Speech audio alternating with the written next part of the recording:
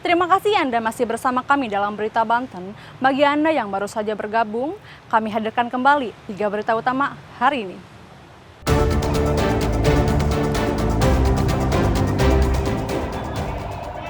Diduga korsleting listrik, asrama Polsek Serpong ludes terbakar.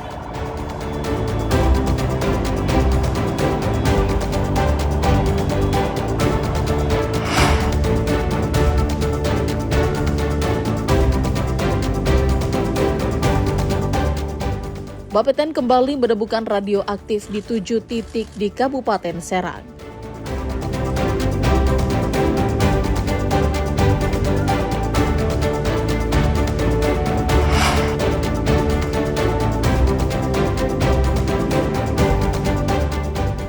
Bayar ratusan juta, warga desa Tengkurak kecewa pembuatan sertifikat tidak kunjung selesai.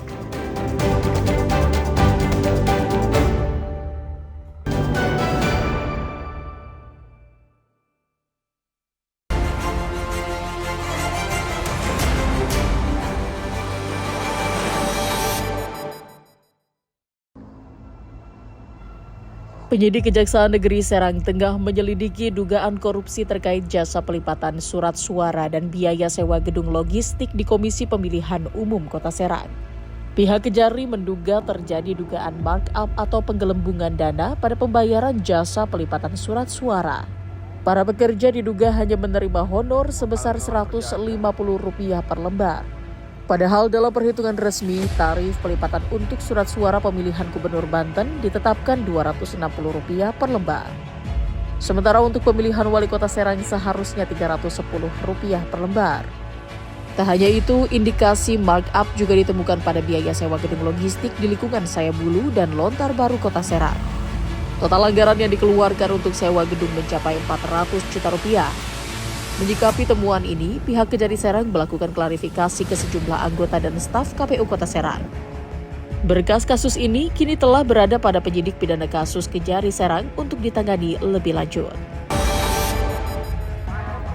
Demo berskala besar mulai berkobar di Kota Serang Sabtu pekan hingga malam.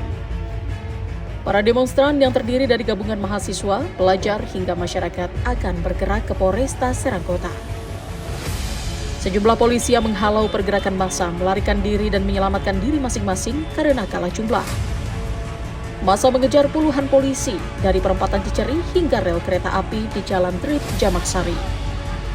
Namun sayang, perusuh pada pukul 19.00 massa membakar pos polisi. Mahasiswa menuntut menindak tegas oknum yang melakukan kekerasan pada ojek daring di Jakarta. Mereka juga menyuarakan reformasi di tubuh Polri. Para demonstran menyasar pos-pos polisi hingga api berkobar. Hingga pukul 9 malam, massa masih belum membubarkan diri. Kemudian massa gabungan kembali berkumpul dan menembaki polisi menggunakan kembang api. Mereka merangsek berjalan kaki dari perempatan Ciceri menuju Polres Serang Kota, namun massa dihalau dengan tembakan gas air mata. Warga di sepanjang Jalan Ahmad Yani yang menjadi pusat jajanan kuliner berhamburan masuk ke dalam rumah dan pertokoan. Kapolda Banten menyatakan menangkap 15 perusuh. Pasca penjarahan di rumah Menteri Keuangan, polisi menangkap 2 pemuda diduga ikut penjarahan yang terjadi di kediaman Sri Mulyani pada Minggu dini hari.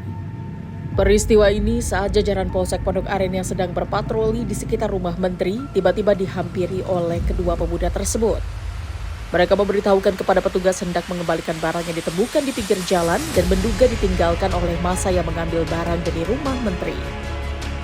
Barang-barang yang dibawa keduanya yakni mainan anak dan peralatan makan. Meski demikian, polisi menyambut baik itikat mereka yang hendak mengembalikan barang curian. Duka mendalam dirasakan pasangan suami istri warga perumahan Puri Bidara, Kecamatan Tiga Raksa, Kabupaten Tangerang setelah mengetahui anaknya meninggal dunia. Andika Lutfi Falah masih berusia 16 tahun, merupakan anak kedua pasangan suami istri Abdul Gofur dan Sofi, dikabarkan meninggal dunia akibat dugaan mengalami kekerasan saat mengikuti aksi demonstrasi di Jakarta. Para pelayat dan kerabat korban berdatangan untuk melayat.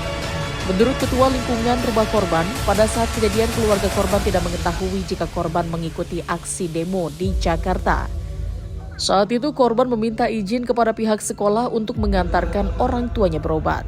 Namun pihak sekolah yang mencoba menghubungi orang tuanya, korban sudah tidak berada di rumah.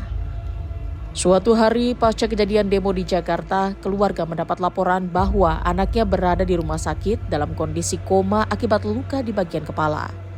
Setelah koma selama 3 hari, Andika Lutfi Falah akhirnya meninggal dunia saat dalam masa perawatan. 10 calon pekerja migran Indonesia yang hendak berangkat ke luar negeri diamankan Polresta Bandara Soekarno-Hatta, Kota Tangerang. Para korban asal Sumatera Utara rencananya akan diberangkatkan menuju negara Kamboja yang akan dipekerjakan sebagai admin situs judi daring. Dari hasil pemeriksaan para korban, polisi akhirnya menangkap 2 tersangka. Salah satunya ditangkap di Bandara Soekarno-Hatta saat mengantar para korban berangkat ke luar negeri, sementara pelaku lainnya ditangkap di daerah Bekasi. Berdasarkan hasil pemeriksaan, kedua pelaku mengakui sudah lebih dari 1 tahun lebih merekrut korban melalui jejaring media sosial. Modus operasi tersangka yakni membuka lowongan di media sosial serta memfasilitasi pembuatan paspor serta tiket keberangkatan. Para calon PMI ilegal tertarik dengan gaji fantastis.